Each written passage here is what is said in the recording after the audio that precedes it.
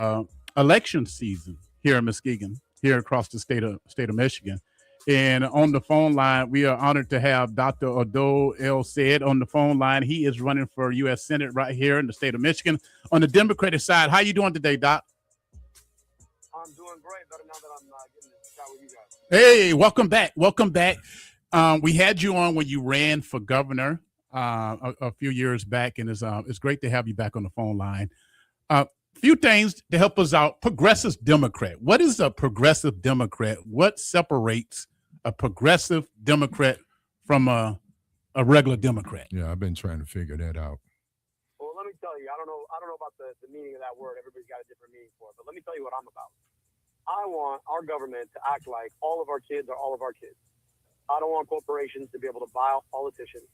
I think you should be able to afford your health care because the government can guarantee it for you. I don't want to waste my money spending to drop bombs on other people's kids and fight wars we don't need. I want to make sure your kid gets to go to a great school. And I want to make sure that we go back to the idea of a government of the people, by the people, and for the people. If that makes me progressive, so be it. But I'm a lot more focused on just how do I deliver to make sure you can afford your rent, you can afford your car note, your kid goes to a good school, you get the health care you need when you need it, and that we're not wasting your money to kill other people when we could be saving yours.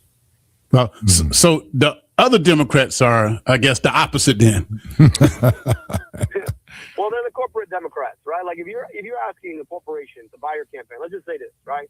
Let's say DTE cuts you a check for $37,500 across all your elected official career.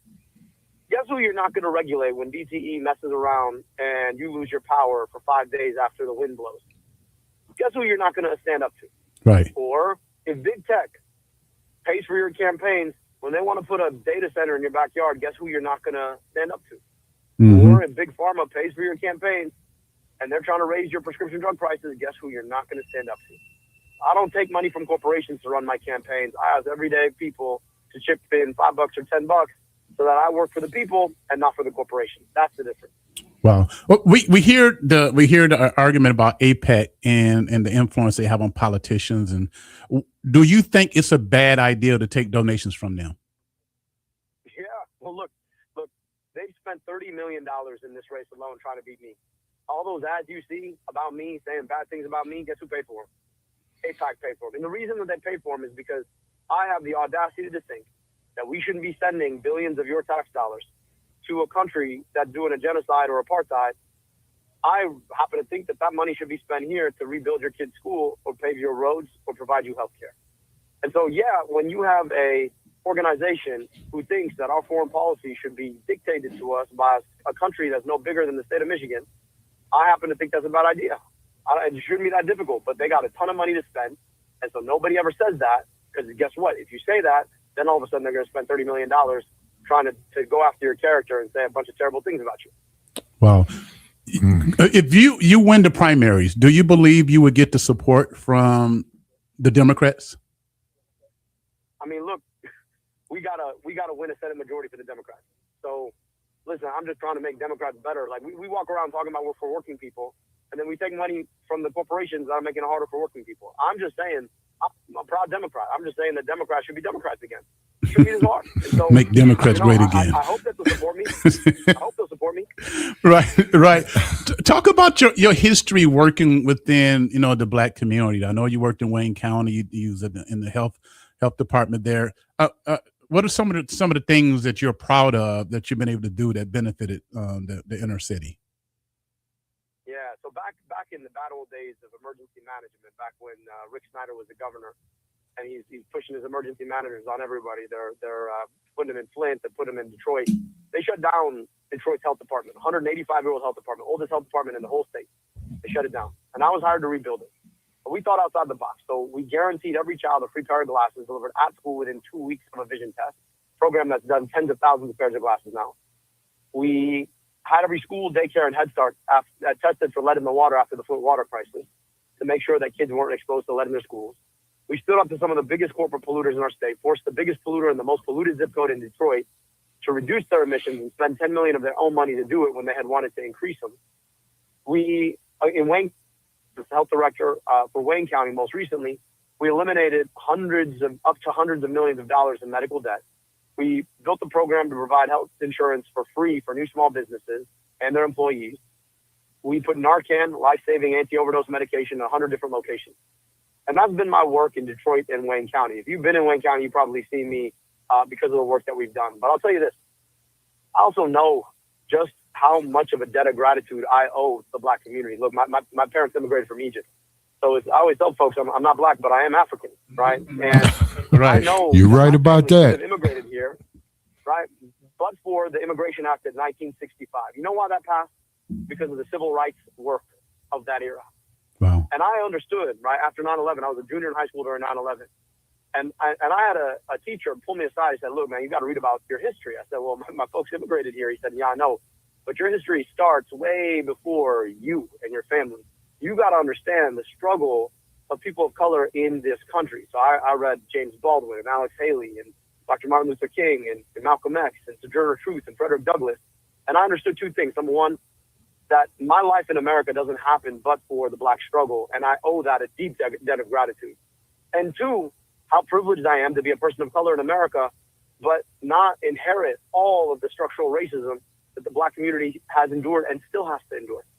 And so, for me, the work that I've done has been about trying to address the systematic inequalities in our country because of the racism that still exists in our society as a function of decisions that we made in the past. And, I understand that is the fundamental work of our time and has to continue forward. And so, I left a professor job at Columbia in New York to come back home to the city of Detroit to rebuild the health department because I understand that if we're not getting it right when it comes to the Black community in our state, then we're not getting it right.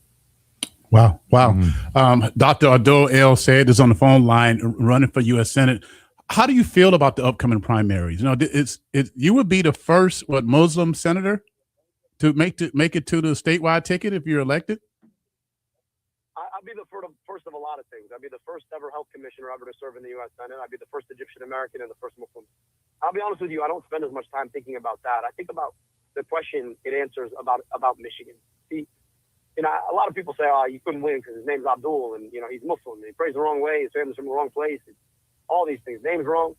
I know in Michigan, we were the first state. We elected Barack Obama twice, right? Right. And I've been a guy. Hello, I think you lost you there for a second. Are you there? Hello? They care less about your name. They care, do you care to remember my name? And what I tell you is that I love the idea that Michigan has an opportunity to prove all the naysayers wrong. That we're a state that cares a lot more about what you want to do for folks in the state rather than what your name is or how you pray while you're doing it. And so I just want to show people what I know about our state. And I think Michigan has that opportunity in August and then again in November. Do you believe Medicare for all is possible? I do, if we fight for it. But I'll tell you, man, if we're taking money from the big pharma, taking money from big insurance, taking money from big hospitals, yeah, we're never going to get it done because guess what? They make a lot of money because we don't have Medicare for all. But I became a doctor not because I wanted folks to make money off of people when they get sick. I became a doctor because I wanted to be able to make sick people healthy. And our healthcare system should be for us rather than for the corporations who make a ton of money off of it. So if we're willing to stand up to those corporations, if we're willing to elect politicians who don't take their money, if we're willing to talk about what we can have rather than what they tell us we can't have, I think it's possible, but it's going to take a lot of work. And I don't want folks to think that we're going to be able to pass it overnight. I want them to understand that we've got to fight for it. And I'm one of those politicians who understands that, I never grew up saying, oh, wouldn't it be great to be a congressperson or a senator? I grew up thinking, man, it would be great to be a doctor until I realized that it was our healthcare system that's making it harder for people to be a doctor and worse, harder for people to be a patient. Wow. So the only reason I'm running for office is because I want our system to work for people. And I know that it can if we're willing to stand up to the folks who tell us what we can't have and shouldn't fight for. The Medicare for all, is that a Democratic platform or that's a progressive Democratic platform? I'm working to try and make sure it's a Democratic platform. Frankly, I'm trying to make sure that it's the American platform. Well, and the people you've been talking to around the state of Michigan, do they believe in that or they're against it? I'll tell you this. I met a guy. He comes up to me. He's like, I don't like you much. I said, okay. He said, well, so I'm going to vote for you. I was like, okay. Can you explain? He's like, yeah, man, I think you really want me to have health care. I said, I really want you to have health care. He's like, I know. So I looked at him. I said, okay, so why don't you like me? He said, because you're Muslim. was like, Oh, okay, wow. look, I don't need you to like me, man. I need you to like you. That's it. So, everywhere I go, I run into folks who voted for Donald Trump, some of them 3 times. And they're telling me, look, I'm supporting you because I think you really want me to have health care. I think you're not bought off by all the folks who are buying off all the politicians left and right, Donald Trump most of all. And I think we can actually have those things if we're willing to fight for them. And you look like somebody who's willing to fight for me. And guess what? They're spending $50 million to go after your character and after your name. You know what that tells me? That you must really be for me. Because all those other politicians who get all that money, they ain't done jack squat for me. And I trust the guy who all the rest of them hate, frankly, because it tells me that you actually must be for me. And the problem is, Doc, and you know this, once they get elected, people, sometimes they change. You think they're going to stay away from all this PAC money or influence money. Then next thing you know, they on a trip. They on the trip overseas, paid for by Israel, paid for by their colleagues. And that's the fear we have, is like, who's going to be real about this? Who can we trust that won't flip on us? I didn't think Hakeem Jeffries would be that bought in, that he can't be persuaded, but he is. Daycare, health for kids. How do we reduce the cost? Look, I just think it should be something we give to people because, it's good for the economy. It's funny, all these people are like, oh, you can't afford that. And I look and I say, well, we can't afford? We can't afford to lose half of our working folk, most often women, because, misogyny, to choose between, can I afford childcare or can I go to work? So imagine how much you unlock when you provide childcare, and now everybody can participate in the economy as they choose to. So it's a choice we make. And meanwhile, right, we're out here fighting this stupid war in Iran, $500 billion that they've wasted of our tax dollars. Nobody asked the general, how are you going to pay for that? Right? And every time we try to do something for people, give them health care, give them good schools, give them child care, everyone's like, oh, how are you going to pay for that? I don't know, man. I think maybe we stop paying for the stupid wars. Maybe we start taxing billionaires a fair share, and then maybe we could pay for these other things that empower working people to have a good life. So I think we could do it by literally just guaranteeing it, because it would unlock so much more economic activity. It's more than pay for itself. Wow. Go ahead, Big Ron. Yes. How you doing, sir? First, want to say assalamu alaikum to you. I'm a Muslim also. One of my questions is, if you win this Senate race, what's your first 120 days look like? So number one, man, we got to haul up RFK Jr. for all of the ridiculous things he's done. We got to haul up these Doge people, because look, I've been up and down this state, man. I'm like dodging lettuce. All the things you think you're going to dodge, dodging lettuce is not one of them. All right? And I got to dodge lettuce because he doged the FDA. Yeah. Yeah. And that's all of us. 6,000 cases of cyclosporiasis. I think that needs to be investigated. Yeah. I think we got to understand what he got out of it. And so I think that's number one. Number two, I want to make sure that we push the following, get the following legislation out. And, it really depends. Are we going to be in the majority or the minority? But I think we got to get voting rights right. I think we got to get Medicare for all right. And I think we got to finally get money out of politics. Right? From there, I think we got to pass the PRO Act to normalize union organizing. I think we got to tax billionaires their wealth. And I think we got to stop spending our money abroad to drop bombs on other people's kids when our kids need better schools. Amen. Amen. Amen. I noticed they always ask you this question. It's a question they ask you: does Israel have a right to exist? I'm not going to ask you that question. No, we don't even want to know your opinion. We done heard it. But the question I want to ask you: does Africa have a right to exist? I never hear them ask that question. Hey, man, yeah, it does. And you know what? Here's the thing: there are like so many better questions that they could be asking us. Like, I wish they asked me, does Israel have a right to our tax dollars? Because that's the issue on the table. Right. Israel exists. Yeah. I mean, it's ridiculous, man. Israel exists. And then everybody out here being like, well, we need a two-state solution. I'm like, okay, so why don't you ask me if Palestine has the right to exist? Because that's the other state. Exactly. To your point, right? Like, Africa, you just think about the way that Donald Trump has weaponized America first, right? Right. I mean, the man is a liar. We're fighting this war. Nobody ever heard of the Strait of Hormuz before now. Now that's all anybody can talk about, right? Like, why is my meat too expensive? Well, the Strait of Hormuz, How come gas is $5 straight up for moose? And so he's starting wars. But then what he gutted was the ability to fight epidemics in sub-Saharan Africa, the ability to make sure people have good, healthy food. And here's the crazy thing, right? We cut food aid and medical aid, and then they wonder why people feel the need to have to immigrate. But they want to end that too.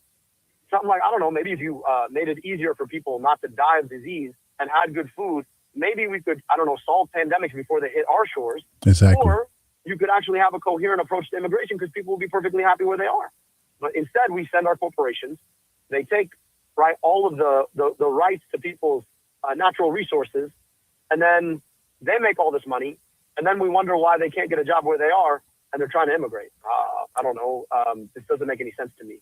Wow. Well, Dr. Abdul El-Sayed is on the phone line running for Senate. How can people join your campaign? I know you had a big rally over in Grand Rapids recently and across the state. How can people in Muskegon join your campaign? Hey, we are organizing up and down the state, right? For us, it's the money versus the many, right? And they got the money, we got the many. So I really appreciate you asking that question. Go to abdulforsenate.com. Sign up to volunteer. We got folks knocking doors in Muskegon as we speak. We got, if knocking doors is not your thing, you can join a phone bank. You can also chip off $5, $10.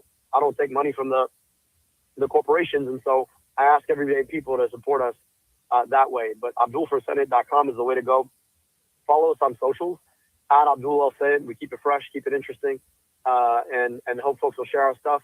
And then look, a lot of our communities just don't show up and vote, right? We're like, I really like the guy. I hope he wins. I don't hope. Vote.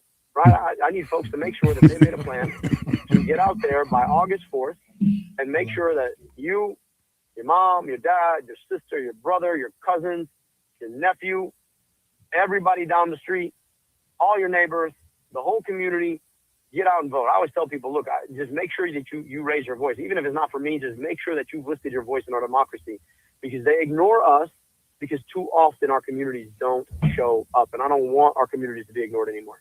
Wow. Why do you think the younger folks are resonating with you? They're connecting with you. You can say what you will about my positions. I'm not lying to you. And I don't take young people for granted. There's this approach that too often when politicians talk to young people, it's like Thanksgiving. There's like the adult table and the kiddie table. We don't have a kiddie table. Like, it's everybody's table. And if anything, I want to hear from young people more because they got more stake in our democracy. I don't show up and be like, dear youth, you should come out and vote for me because I said so, even though nothing material about your life is going to change.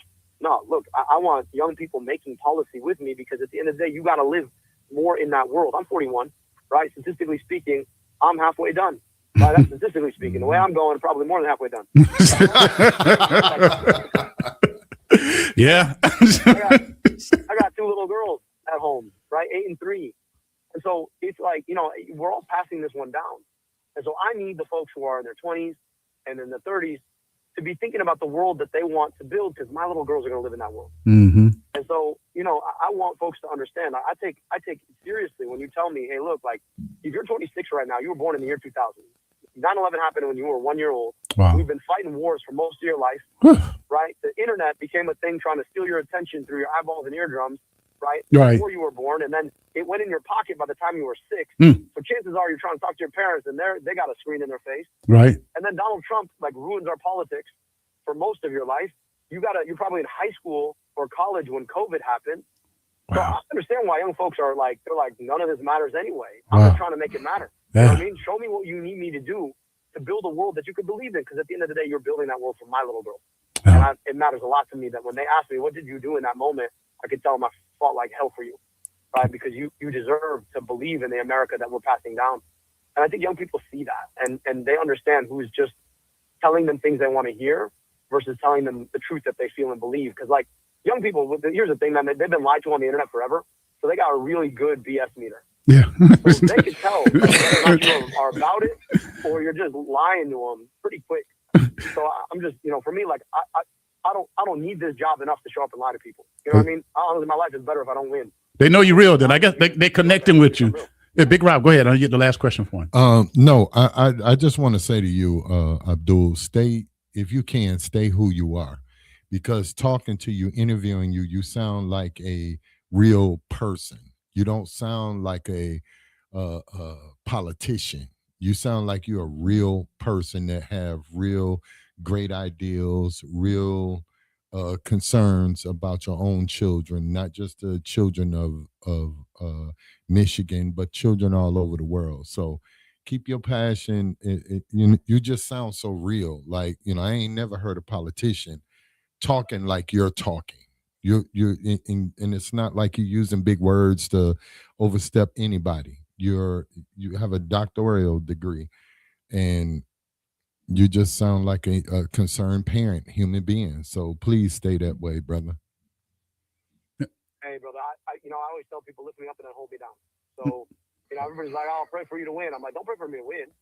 Pray for me that I serve the way that people deserve service. That's the prayer I want. So thank you. I appreciate that. And thank you for the reminder. And look, like, I don't know what's about to happen. Like, I've never been in the U.S. Senate before, but I can tell you that the minute I stop being able to actually do good work for people is the minute that job is not useful for me anymore. You know what I mean? And so, I'll tell you this. My folks immigrated here. My grandmother was illiterate. I used to spend some of my summers with her.